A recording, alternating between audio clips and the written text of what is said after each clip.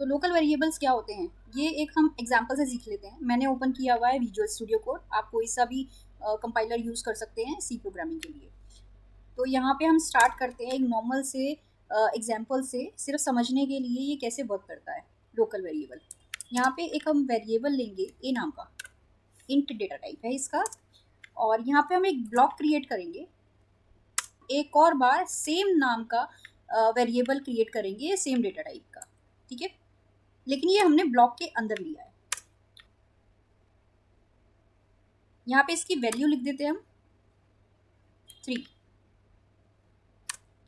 अब इसको हम प्रिंट करवाते हैं प्रिंट एफ से, the number within the block. %d लेंगे फॉर्मेट स्पेसिफायर, क्योंकि ये इंटीजर टाइप का डेटा है। ए की वैल्यू %d में आ जाएगी, ठीक है। अब हम क्या करते हैं, इस ब्लॉक से बाहर निकलते हैं और ये सेम हम कॉपी पेस्ट करते हैं, ब्लॉक से बाहर निकल के सेम कॉपी पेस्ट करते हैं, ठीक है। अब दोनों ही एक ब्लॉक में हमने सेम लाइन लिखी है और एक ब्लॉक के बाहर हमने सेम लाइन लिखी है। इसमें भी हमने प्रिंट करवाया है ए को और इसमें भी हमने प्रिंट करवाया ए को। यहाँ पे नाम यहाँ पे ये वर्डिंग चेंज कर देते हैं, the number outside the block,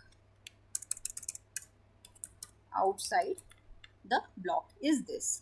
अब यहाँ पे इसकी एक वैल्यू हम दे देते हैं जो कि डिफरेंट होगी इस ब्लॉक के अंदर वाले ए से, 7 दे देते हैं। अब ये एक बारी मैं इसको एग्जीक्यूट करती हूँ, एक बारी रन करती हूँ, देन मैं आपको समझाती हूँ किस तरीके से वर्क करता है। तो इसको करेंगे हम रन। ये देखिए जो फर्स्ट वाला है उसमें क्या आया है, the number within the block is equal to 3। तो ऑब्वियस है कि नंबर जो ब्लॉक के अंदर है वो है 3, ठीक है, इस ब्लॉक के अंदर। और यहाँ पर जो दूसरी लाइन लिखी है उसमें लिखा है the number outside the block is 7, तो 7 है आउटसाइड द ब्लॉक। तो इसका मतलब ये है कि अगर किसी भी ब्लॉक के अंदर या किसी भी फंक्शन के अंदर हम कोई वेरिएबल को क्रिएट करते हैं तो वो उसी ब्लॉक में काम करता है, वो उसके बाहर काम नहीं करता, ठीक है। उसके बाहर कौन सा वेरिएबल काम करेगा, जो आपने ऊपर लिखा होगा, मतलब उस ब्लॉक से बाहर लिखा होगा वही काम करेगा। अब एक काम और हम इसमें कर सकते हैं, एक बारी हम ये वाला डेटा टाइप हटा देते हैं, ठीक है। अब देखते हैं क्या ये प्रिंट करता है सेम ए को या कोई एरर देता है। तो यहाँ पे देखिए इसने एरर दे दिया है कि जो हमारा दूसरे वाला लाइन है प्रिंट एफ का, the number outside the block is equal to %d और ए की वैल्यू इसमें लिखी है, तो ये अनडिक्लेयर्ड है, मतलब उसको पता ही नहीं है या नहीं है। क्यों नहीं पता है, क्योंकि ये ब्लॉक के अंदर हमने क्रिएट किया है। तो किसी भी ब्लॉक के अंदर हम कोई वेरिएबल क्रिएट करते हैं या फंक्शन के अंदर, तो वो उसी ब्लॉक के अंदर यूज़ किया जा सकता है, ठीक है। तो यूज़ भी उसी ब्लॉक के अंदर किया जा सकता है और वो ब्लॉक खत्म होने के बाद वो डाई कर जाता है, मतलब उसकी मेमोरी हट जाती है और वो उसकी एग्जिस्टेंस नहीं रहती। तो ये जैसे ही ब्लॉक एग्जीक्यूट हुआ, इस ब्लॉक के बाहर आते ही ए गायब हो गया, मतलब ए डाई कर गया, ए है ही नहीं, एग्जिस्ट नहीं करता है, ठीक है। तो यही होता है हमारा लोकल वेरिएबल, इसको हम कहेंगे लोकल वेरिएबल, ठीक है। अब इसका एक और एग्जांपल हम देख सकते हैं, कोई फंक्शन हम क्रिएट करवा देते हैं, देन हम उसको यूज करके देखते हैं, ठीक है। ये एज इट इज सेम रहने देते हैं, यहाँ से ये मैं हटा देती हूँ, ठीक है। अब इसके ऊपर या फिर इसके नीचे भी हम क्रिएट कर सकते हैं, एक फंक्शन हम क्रिएट करते हैं void func, ठीक है। अब इसमें एक और वेरिएबल क्रिएट करते हैं सेम नाम का ए, इसकी हम वैल्यू दे देते हैं 9 दे देते हैं, ठीक है।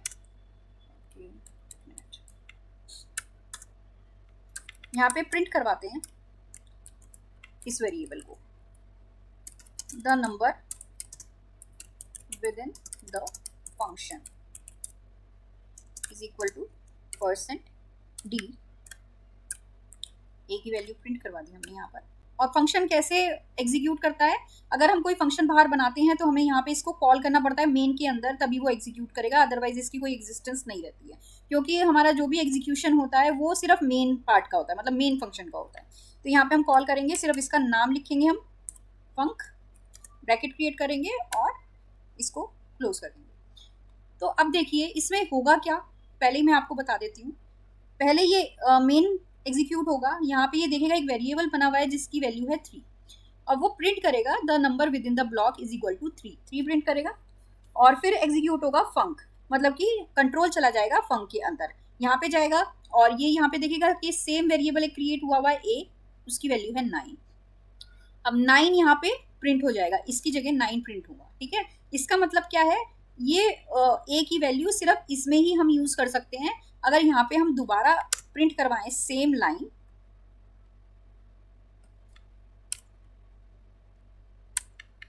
तो यहाँ पे यही वाला ए प्रिंट होगा, ना कि फंक्शन के अंदर वाला। ठीक है, एक बार इसको चला के देख लेते हैं। देखिए यहाँ पे लिखा है the number within the block is equal to 3, तो ये वाला 3 चल गया। फिर फंक चलेगा, फंक में क्या लिखेगा, the number within the function is equal to 9, यहाँ पे स्लैश एन दे देते हैं ताकि ये मैसी ना लगे।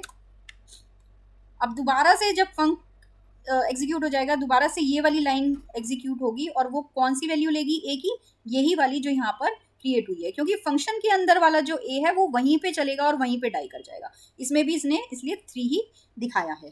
ठीक है, तो यहाँ पे एक काम करते हैं हम, यहाँ पे ये दोनों लाइंस हटा देते हैं। ठीक है, मतलब क्या है, डायरेक्टली पहले फंक चलेगा, यहाँ पर आएगा कंट्रोल, ये देखेगा ए इज इक्वल टू 9 है और यहाँ पे 9 प्रिंट करवा देगा।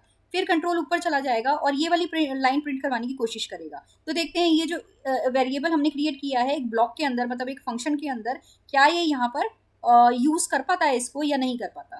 ठीक है, देखिए यहाँ पे एक एरर आ गई है, ए अनडिक्लेयर्ड। ठीक है, जो यहाँ पे ए यूज किया जा रहा है ये वाला, ये वाला, ठीक है, the number within the block वाला, the number within the block वाला वो अनडिक्लेयर्ड है, वो अनडिक्लेयर्ड है। मतलब ये जो ब्लॉक के अंदर का वेरिएबल होगा वो ब्लॉक के अंदर ही यूज किया जाएगा, इस ब्लॉक के बाहर इसको हम यूज नहीं कर सकते। इन्हीं को हम कहते हैं लोकल वेरिएबल्स।